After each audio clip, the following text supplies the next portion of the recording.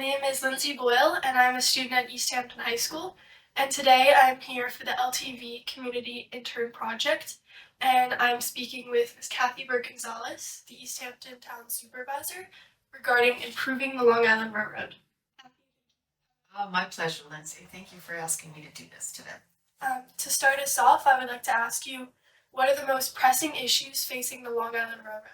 So the Long Island Railroad is a subsidiary of the MTA, and from all that I've read, they've got budget constraints, they have aging infrastructure, and they have their ridership numbers have not come back since COVID because we know that a lot of folks now are working from home. They're not going into the city every day. So and that affects their budget as well since folks aren't, paying for that ticket because they're working remotely. What specific improvements are being considered or planned for our town's railroad system?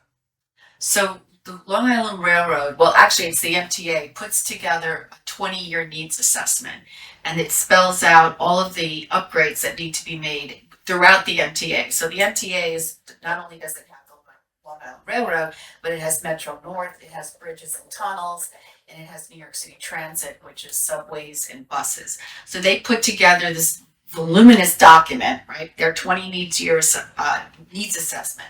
Then what happens is the MTA this October is going to be voting on their 5-year capital plan. And you have to have the project needs to be in the needs assessment in order to make it into the 5-year capital plan. So local leaders have gathered together, and we're lobbying the MTA to include upgrades to the railroad system here on the East End. And that's been, we've had press conferences. I think another press conference is going to be planned, that it's really important that we get better service and upgraded infrastructure here on the East End. How do you envision these improvements benefiting commuters and residents once completed? So what happens is, while the town has been working diligently on affordable housing efforts, and we have a program we call All Hands on Housing, everything goes back to housing. So we have, it's very expensive to live here. We're attracting folks from further west, west of the canal to come work for us. But the commute to work has just gotten intolerable. Like, I'm hearing now Adam Fine, the East Hampton School District Superintendent, on a call the other day said that he left his house at 4:15 in the morning. What's happening, because the trade parade is starting earlier, people are leaving early.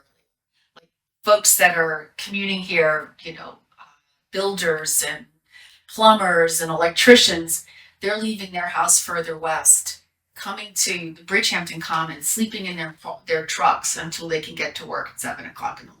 That's when we start work in the town of East Hampton. So what we need a very vibrant rail system where we have more trains, because right now there's only a couple of trains in the morning and a couple of trains in the afternoon, which, we get a lot of staff that are doing that. Teachers in your school are coming from points west and using the Long Island Railroad, but it could be so much more robust if the Long Island Railroad could make infrastructure improvements and run more trains out here so that folks could get to work.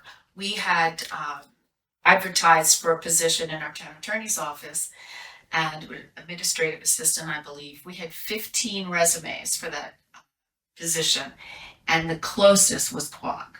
But nobody wants to sit in their car for 2 hours a day each way, right? So they want to be closer to home.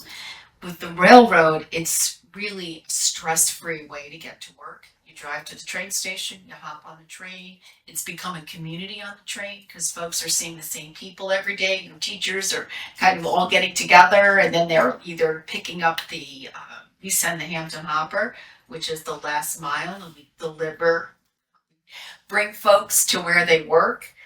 It's very collegial.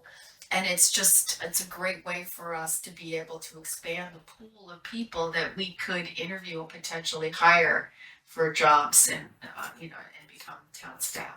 And it's not just the town, it's the schools, and it's also business leaders. And so we've put together actually a coalition it starts with Assemblyman Fred Thiel, State Senator Anthony Palumbo, Suffolk County Executive Ed Romaine, Tommy John Scavone from the Southampton Town Board is very integral in it. Ann Welker, our Suffolk County legislator, myself, Maria Moore, who's the Southampton Town Supervisor. We meet about every 2 weeks to try to come up with a plan to try to get the attention of the MTA and let them know how critical it is that they put this infrastructure upgrade into their 5-year capital plan, because it's vital for our community. I believe as a student, I also experienced repercussions of the limited railroad with my teachers being forced to leave early as well. Yeah, So that's big change. yes, because there's, they can leave at 3 o'clock or 5 o'clock, and if you're getting to work at 7 o'clock in the morning, leaving it's a long day for folks. So yeah, so some of the teachers, the schools have been great. They've made accommodations with folks' schedules so that they can make the train work. How do these issues impact East Hampton Town's economy? So I guess, the town provides, a number of services here, and if we can't find folks to fill the roles, to staff our highway department, our sanitation department, human services, our town attorney's office, we will not be able to provide the services to the community that people come to expect. So it's critical that we have, a larger pool in order to draw from. So it's not just, again, like I said, it's not just the town, it's local business leaders, the schools. So it's really critical because of, us being so remote out here and one road in, one road out. We really need the railroad to step up, and it's also cleaner air, less gas, fuel emissions. I mean, there's so many, wins if we could have, better rail service out here.